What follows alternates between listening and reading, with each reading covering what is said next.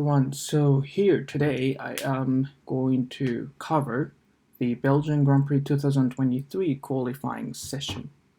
The pole sitter was Max Verstappen. However, he got I think 5 position grid penalty, so he actually starts in sixth.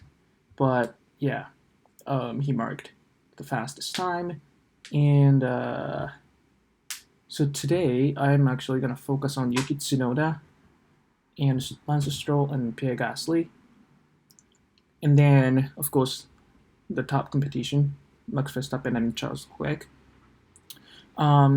So Yuki Tsunoda didn't make it to Q3, even though Lance Stroll made it to Q3. So we're gonna compare their fastest Q2 laps actually among Stroll, Tsunoda, and Gasly. Okay, let's look at the telemetry of Yuki Tsunoda and Gasly, and Yuki Tsunoda and Stroll each time from now. Oh, before that, we're gonna actually have to cover the air temperature and track temperature. So in the beginning of the qualifying session in Q1, we got a lower temperature because it was raining, and everyone was on a intermediate tire. However, I think it was around 50 minutes to, I guess, 1 hour or 1 hour and 5 minutes. We got the Q2 session, and we actually saw all the drivers except for Esteban Ocon switched to that was a soft tire, dry tire, because of the truck evolution. And yeah, we got a significant jump of the fastest lap time for all drivers. Of course, it's a softer and grippier compound. So yeah, just to make sure that the huge time gap between the drivers in Q3 and drivers in Q1 and the drivers in Q1 and drivers in Q2 and Q3, they should have a huge gap time because of the differences between the tire compound and truck evolution as always. Okay, so let's move on to Yuki Tsunoda and Pierre Gasly. So here is the lap time telemetry for the fastest lap of the two drivers. Pierre Gasly was 12th and Yuki Tsunoda was 11th. They unfortunately didn't make it to Q3. However, Yuki Tsunoda showed a great lap for us, even though AlphaTauri is not obviously the best quality car. So speed-wise, it doesn't really look like they change. However, look at here. That's the difference, I would say. And there are some differences in gear shifts between these drivers. So over here, this is actually where P10 is, and a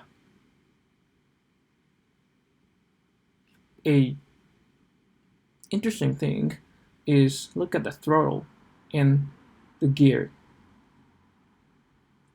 So Pierre Gasly actually shifted down around P10, and he didn't lift up at all. However, Tsunoda didn't shift down around P10, and Tsunoda didn't either actually lift up. So probably we can see that Tsunoda has a little bit more higher downforce setting on his car.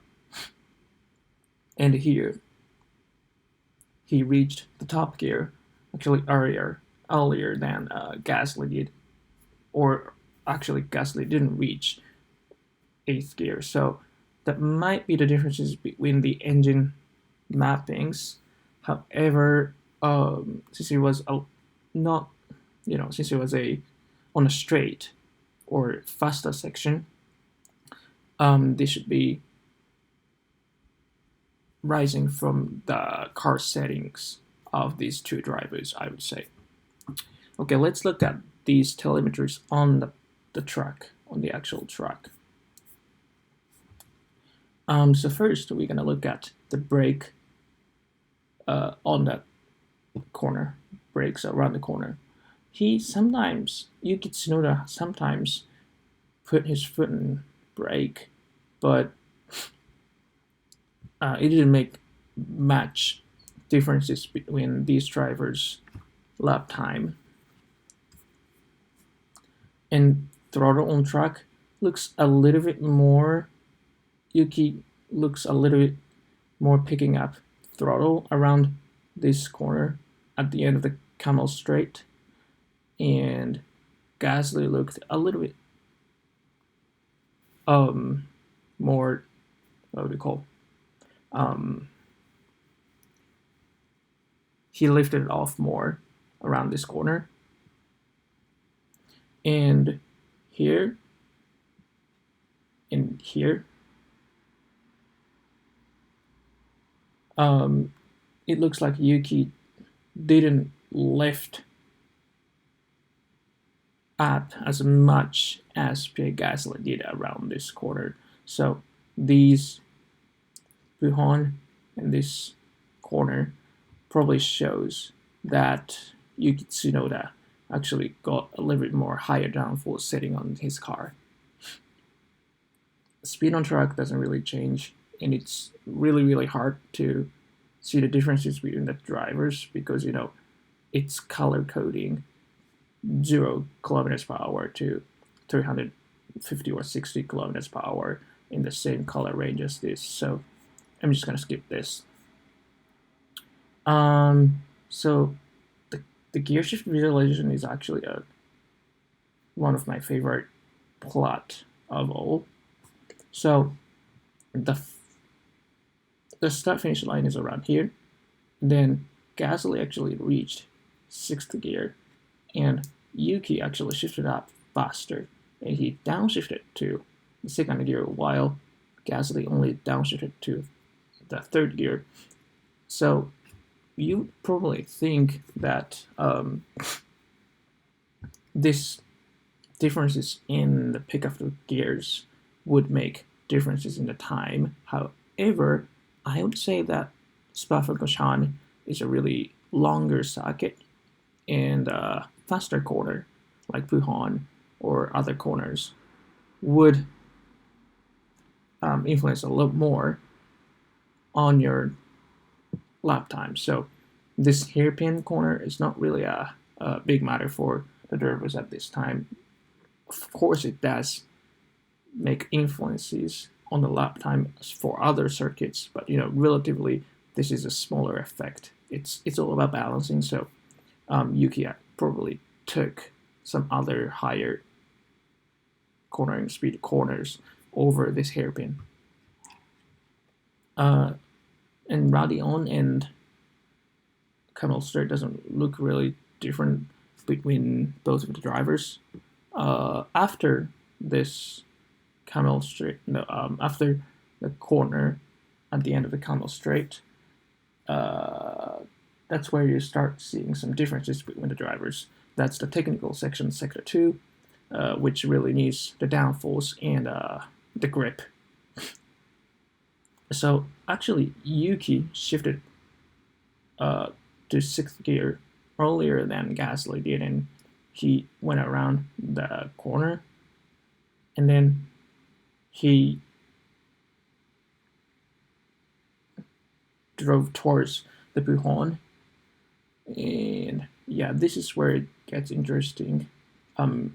When he was actually cornering around the corner, Yuki didn't shift it down, and Gasly did.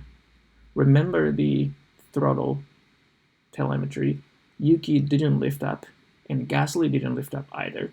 So the throttle input for both of the drivers were the same, roughly the same. Sometimes, the drivers would prefer to lift up and not brake, or sometimes driver prefer brake and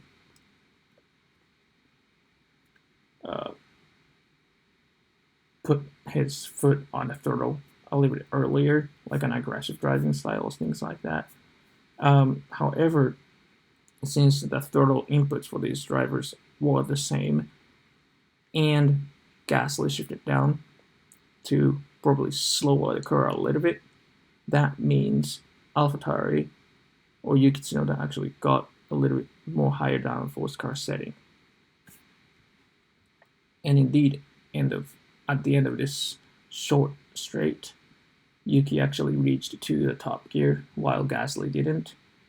And since this is a really long corner, it would make impact on your tire degradation and the overall lap time, and probably that's what the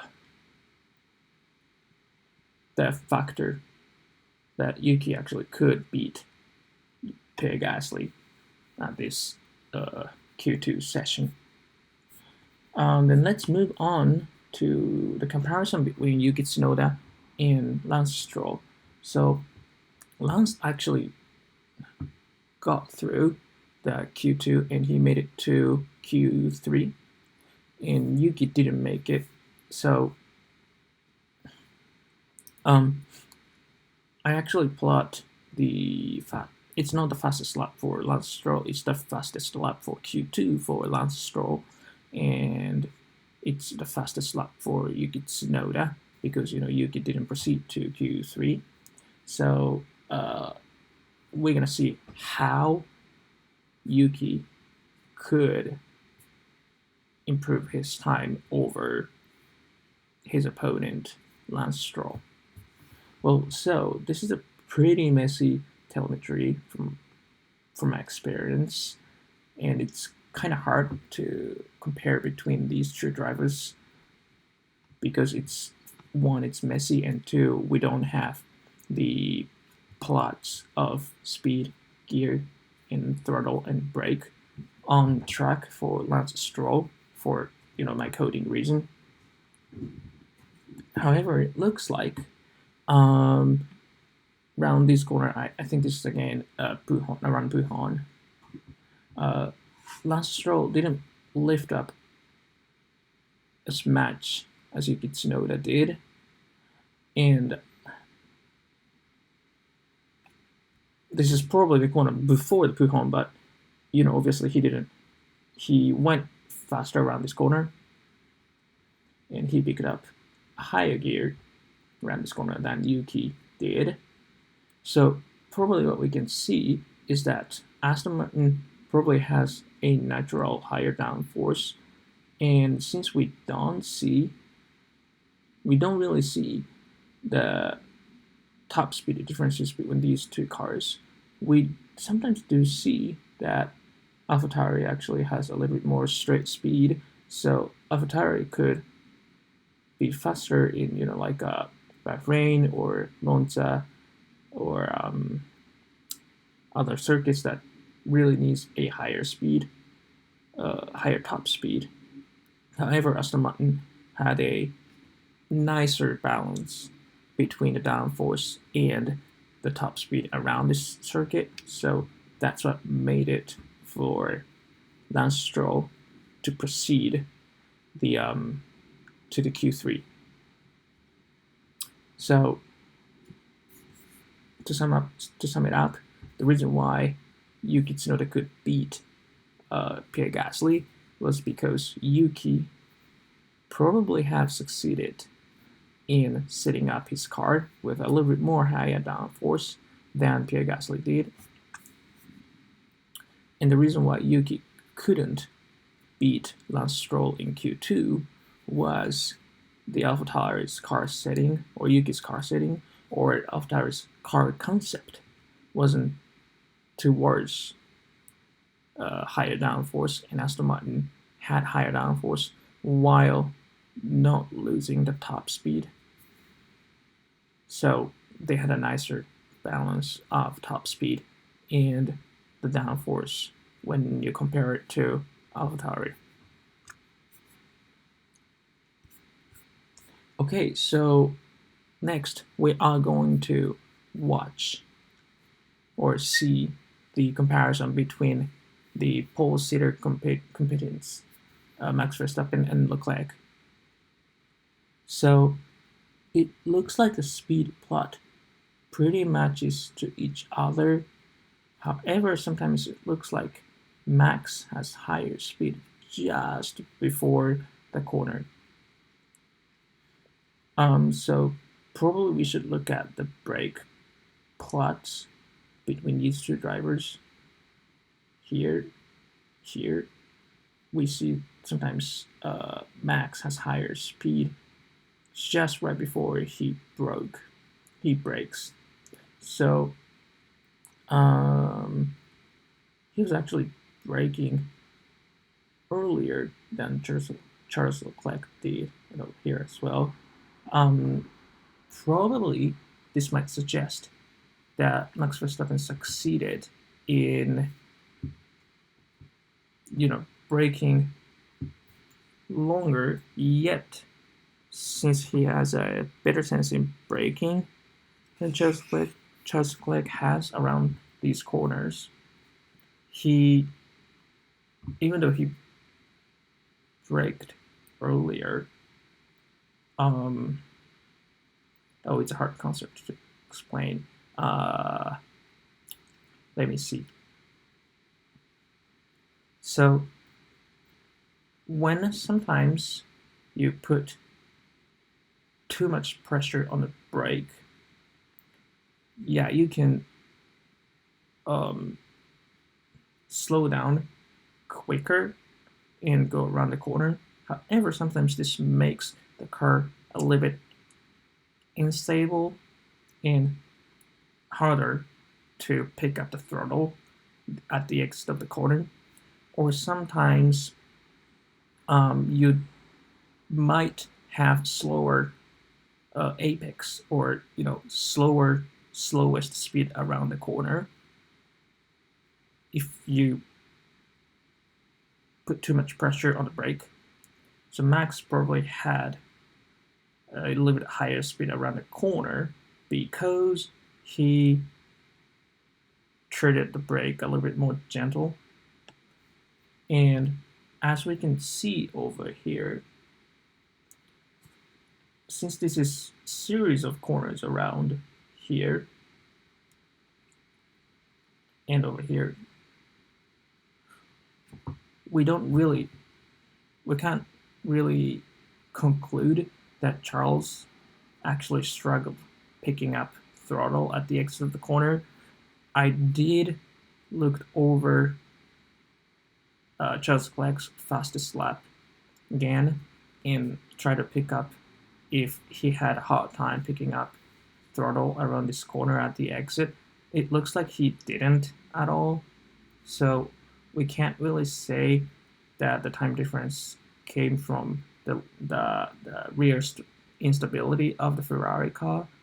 However, Max actually put throttle a little bit more smoother over here, and he probably had a better braking style, which made his cornering speed around the slower corner a little bit faster. So let's look at other plots on track. So unlike we see in the gear shift visualization plot between Yuki Tsunoda and Pierre Gasly, we don't really see the differences between huge differences between these drivers for fastest lap gear shift visualization on track. Buhon corner, it doesn't really look different. However, Leclerc shifted up a little bit earlier than Max Verstappen did. This is actually where the corner we saw Max Verstappen. Oh, wait. Yeah, it wasn't. It's around this corner that Max braked a little bit better, or braked longer. And Blanchimont, it doesn't really look different for these two drivers. So yeah, that was a really slight margin between these drivers. Speed on track, it's really hard to tell the differences between these two, so I'm just gonna skip it. The throttle makes a little difference, and it does visualize a little bit more outstanding um, visualization between these two drivers. However, they pretty much match each other, so there's really not many things that I can tell. However, around here, Max lifted a little bit more than Charles did. So probably Charles had a little bit stronger downforce on his car. And yeah, we don't really see much differences between these drivers about the brake plot. Yep.